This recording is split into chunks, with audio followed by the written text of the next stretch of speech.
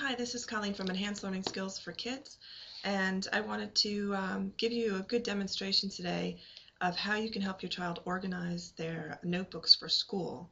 And most children, as they get into the older grades, upper elementary, intermediate schools to middle schools, will have the typical three-ring binder.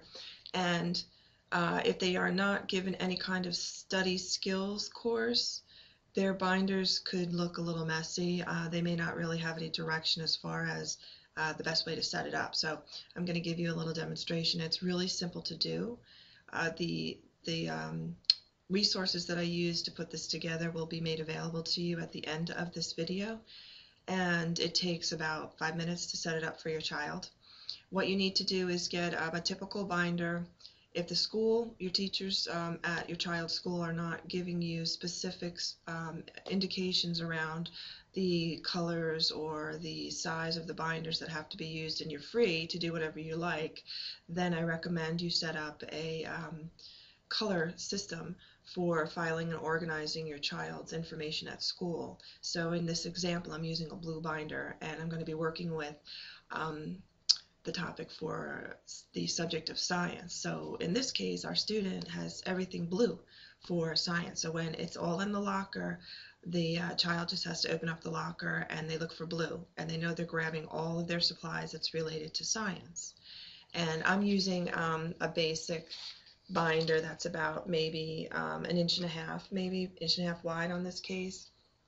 And I left single subject for this binder, and you can, once you get the filing system down, you can use it in a bigger binder for multiple subjects, but you'll know how to lay it out, and it comes in really handy. So all I just did it really basic example where I literally just wrote the name of science, and I put the piece of paper in here for the plastic.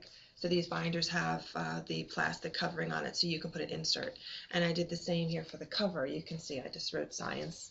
But you could type it up. You can let your child decorate it however they want to do it. But the majority of the binder is still blue, so that you'll have a color coding. And then what you can do is, inside your binder, you're going to have these wonderful inserts that have an insert here for all paperwork that can be put in here. So these are special inserts that you'll see at the end. And you can pick them up at like Staples. And you're going to have one of these for each of the topics that we're going to briefly discuss. And then you'll have the actual three-hole punched paper available after you have your insert. So my first tabbed insert here is based on homework. And I only have a couple that I made out, but you'll know, like for your child with child's school and for your child's teacher, what are the requirements within each class. And typically the child will have to have a tab for homework. They're going to need a tab in here for notes, which I have in here. This one is just the notes, as you can see, N-O-T-E-S.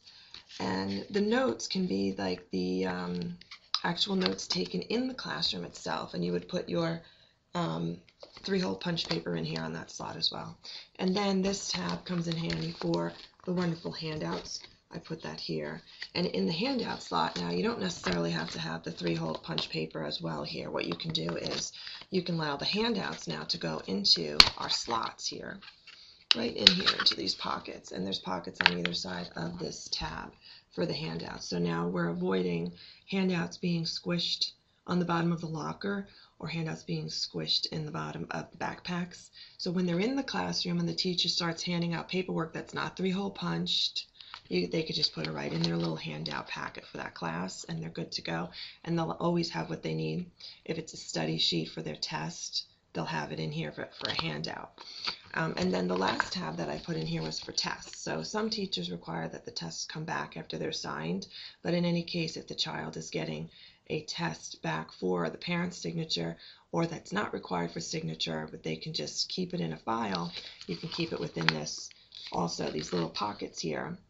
And then you'll have, for the older students, if it's cumulative when you get towards midterms or finals, they'll have copies from the beginning of the year. And you'll always have enough room between these two pockets, or if you have to add an extra one, to be able to keep everything in one place, organized by date, by the month, and then by subject, like by chapters, and then the topic within the academic subject itself. So it comes in nice and handy so your child is never floundering around to try and figure out where the tests were for review, or where are the tests that need to be signed, so you'll have that. And that's basically what you do. What you can do for extras that I've done for students is you can provide them with tools that go in the binder that are very flat and thin. There's 3-hole punch that you can pick up at a supply shop as well. So if the teacher won't allow the child to get up and do a 3-hole punch to put it into the actual file folder, this is a very nice tool that you can have, and it fits.